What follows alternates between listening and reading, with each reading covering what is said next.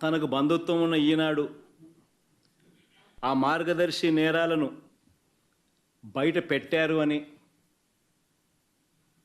ఆ ఐఏఎస్లు ఆ ఐపీఎస్లు అధికారులను వేధిస్తూ ఉన్న పరిస్థితులు, ఆ వేధింపులకు తాను పాల్పడతా ఉన్నాడు అని చెప్పి సర్వత్రా విమర్శలు వస్తూ ఉంటే దాన్ని డైవర్ట్ చేయడానికి కోసం అని చెప్పి మళ్ళీ ముంబై నుంచి ఒక సైడ్ ఆర్టిస్ట్ సినీ నటిని అడ్డు పెట్టుకుని ఒక స్టోరీ. ఆయన పేరు ఏం పేరు, జత్వానినా ఏదో పేరు కాదా, ఆయన పేరుతో మాదొక డైవర్షన్ స్టోరీ. విజయవాడలో మనమంతా కూడా చూసాం ఏ రకంగా అలర్ట్. వెడ్నెస్డే బుధవారం రోజు అలర్ట్ వస్తే శుక్రవారం సాయంత్రం నుంచి ముమ్మరంగా వర్షాలు పడతాయని అలర్ట్ వస్తే బుధవారము గురువారము శుక్రవారం మధ్యాహ్నం దాకా నీకు టైం ఉన్నా కూడా చంద్రబాబు నాయుడు గారు అనే వ్యక్తి తాను రివ్యూ తీసుకోకపోవడం వల్ల ఇరిగేషన్ సెక్రటరీ కానీ, రెవెన్యూ సెక్రటరీ కానీ, హోమ్ సెక్రటరీ కానీ వీళ్ళందరి ఆధ్వర్యంలో చీఫ్ సెక్రటరీతో ఒక రివ్యూ తీసుకొని వాళ్ళకు బాధ్యతలు అప్పచెప్పుంటే 60 మంది చనిపోయే ప్రమాదం ఉండేది కాదు అని తెలిసి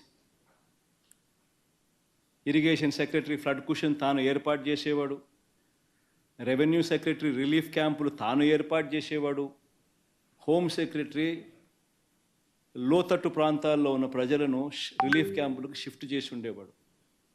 ఇవేవి కూడా చంద్రబాబు నాయుడు చేయకపోవడం వల్ల విజయవాడలో ఏ రకంగా, విజయవాడనే కాదు ఏలేరు కూడా అదే రకంగానే మిస్మేనేజ్మెంట్, మ్యాన్ మేడ్ ఫ్లడ్స్ ఏ రకంగా క్రియేట్ చేసి ఏ రకంగా చంద్రబాబు నాయుడు అన్ని రకాలుగా ఫెయిల్ అయిపోయిన పరిస్థితి కనిపించిన నేపథ్యంలో దాన్ని డైవర్ట్ చేసేందుకు ఈ పెద్ద మనిషి చంద్రబాబు నాయుడు ప్రకాశం బ్యారేజీలో బోట్లంట, ఆ బోట్లతో బ్యారేజీని ధ్వంసం చేయడానికి ప్రయత్నించారంటూ ఇంకొక diversion tactic.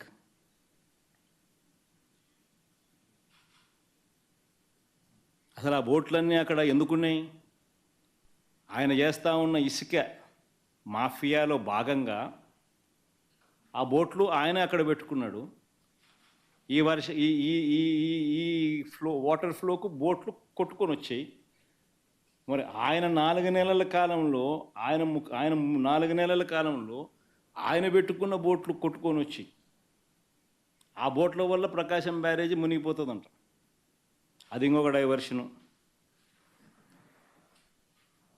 Visakhapatnam steel plant అమ్మకం మీద కూడా కొత్త మెడికల్ కాలేజీలో ప్రైవేట్ పరం చేసేయాలన్న స్కాముల ఆలోచన మీద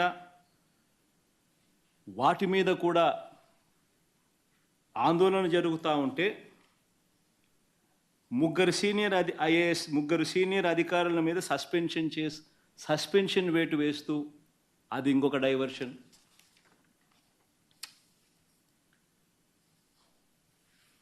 చివరికి 100 రోజుల పాలన మీద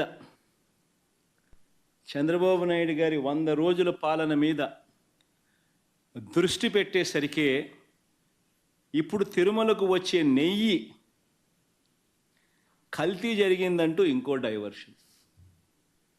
ఇది నిజంగా అన్నిటికన్నా ఇంకా ఆశ్చర్యం కలిగించే పెద్ద డైవర్షన్. ఎందుకనంటే చంద్రబాబు నాయుడు అనే వ్యక్తి ఎంత దుర్మార్గుడు, ఎంత అన్యాయస్తుడు అని అంటే నిజంగా దేవుడిని కూడా రాజకీయాల కోసం వాడుకోగలగాలి అని ఆలోచన చేయగలిగిన వ్యక్తి ప్రపంచ చరిత్రలో ఎవడు ఉండడు. ఇంత అన్యాయస్తుడు ప్రపంచ చరిత్రలో ఎవడు ఉండడు. దేవుడు ని రాజకీయాల కోసం ఉపయోగించుకోవాలి అని ఆలోచన చేయగలిగిన దుర్మార్గమైన మనస్తత్వం ఒక చంద్రబాబు నాయుడు గారికి మాత్రమే ఉంటాయి. నిజంగా ఇది ఎంత దారుణమైన డైవర్షన్ పాలిటిక్స్ అంటే, ఒకవైపున 100 రోజులు చంద్రబాబు నాయుడు గారి పరిపాలన మీద ప్రజలందరూ కూడా చంద్రబాబు నాయుడు మీద కోపం వెలుపుచుతూ ఉన్నారు.